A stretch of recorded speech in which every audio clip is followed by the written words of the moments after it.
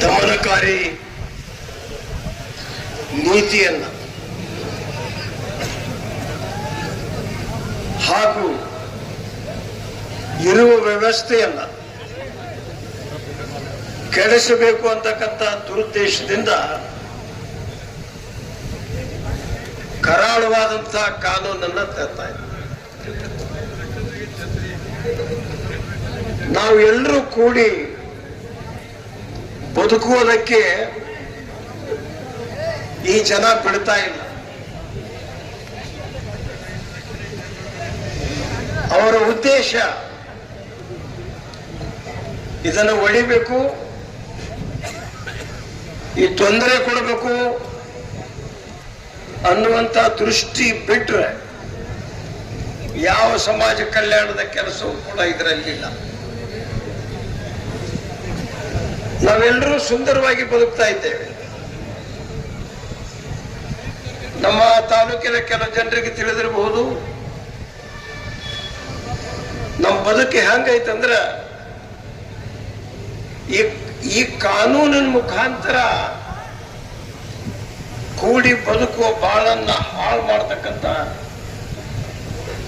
ಒಂದು ಸನ್ನಿವೇಶವನ್ನು ಕೊಡ್ತಾ ಇದ್ದ. ನಾನು 15 ವರ್ಷಗಳ ಕಾಲ ನಮ್ಮ ಅಂಜುಮನ್ ಇಸ್ಲಾಂ ಸಮಿತಿಯ ಅಧ್ಯಕ್ಷನಾಗಿದ್ದೆ.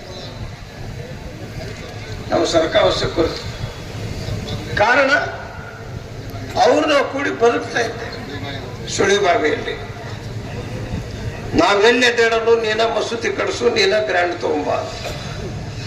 ಇವತ್ತು 2 ಮಸೂತಿಗಳನ್ನ ಕಟ್ಟಿಸಿ 100-200 ಜನ ಧರ್ಮ ಪ್ರಚಾರಕ್ಕೆ ಅಡ್ಡಾಡೋರಿಗೆ ವಸತಿ ವ್ಯವಸ್ಥೆಯನ್ನು ಮಾಡಿ. ಇದು ನಮ್ಮ ಧರ್ಮ. ಧರ್ಮ ಅಂದ್ರೆ ಮುಸಲ್ಮಾನರ ಧರ್ಮ, ಹಿಂದೂ ಧರ್ಮ ಅಲ್ಲ. ಧರ್ಮ ಅಂದ್ರೆ ಶ್ರೇಷ್ಠ, ಧರ್ಮ ಅಂದ್ರೆ ಉತ್ತಮ ಬದುಕು. ನಾವೆಲ್ಲ ಮಾನವರು ಮಾನವ ಧರ್ಮದಿಂದ ಬದುಕಬೇಕನ್ನುವಂತ ಹಿನ್ನೆಲೆಯಲ್ಲಿ ಇರ್ತಕ್ಕಂಥ ವಿಚಾರಧಾರೆಯವರು. ಇದನ್ನ ಕೆಡಿಸ್ಬೇಕು ಅಂತಕ್ಕಂಥದ್ದನ್ನು ನಡೆದು ಬನಶಂಕರಿ ಜಾತ್ರೆ ಮಾಡಿದ್ವಿ ನಮ್ಮ ಊರಾಗ. ನಾವು ಬನಶಂಕರಿ ಜಾತ್ರೆ ಹೆಸರು ತೇರಿನ ಗರಡು ಪಟ ಅಂತ ಏನಿರ್ತೈತಲ್ಲ ಮೇಲೆ, ಆ ಮೇಲೆ ಚೆಂಡ ಎಲ್ಲ ಅರ್ಧ ಚಂದಪ್ಪ ಚಿಕ್ಕಿ ಹಸಿರು ಚೆಂಡ ಹಾಕಿರ್ತಾರೆ. ಅವರು ಇಡೀ ನಮ್ಮ ಸಮಾಜದಲ್ಲಿ ಸುಮಾರು 1500, 1200-1300 ತನಕ ಜನಸಂಖ್ಯೆ ಆಗ್ತದೆ. ಅವ್ರಿಗೆ ಬಾಬು ಕೊಟ್ಟಿವಿ. ಇದು ಬದುಕು, ಇದು ನಮ್ಮ ಬದುಕು.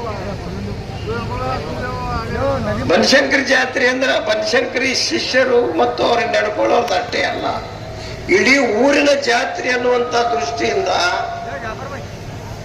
ಇವತ್ತು ಆ ಬನಶಂಕರಿ ಜಾತ್ರೆಗೆ ಮೇಲೆ ಹಸಿರು ಜೆಂಡನ ಕಟ್ಟಿರ್ತೀವಿ. ಸುಮಾರು 30 ವರ್ಷದ ನಂತರ ಅದನ್ನು ಕೆಡಿಸ್ಬೇಕಂತ ಅದರ ಮರಿಗೆ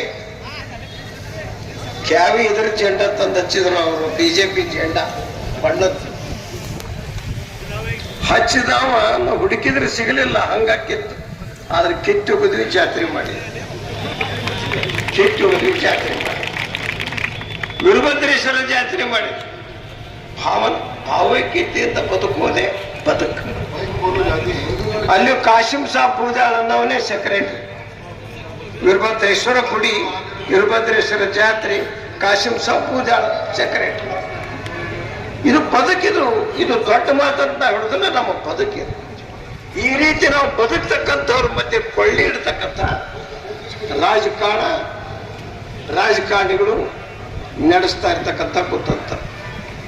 ಇದು ದೊಡ್ಡ ಮೆಸೇಜ್. ಇದು 1000 ಜನ ಜಿಲ್ಲೆಯಿಂದ ಬಂದಿದ್ದೀರಲ್ಲ, ನಡಗಬೇಕು, ಮರು ವಿಚಾರಣೆ ಗ್ಯಾರಂಟಿ ಆಗ್ಬೇಕು ಅನ್ನುವಂತ.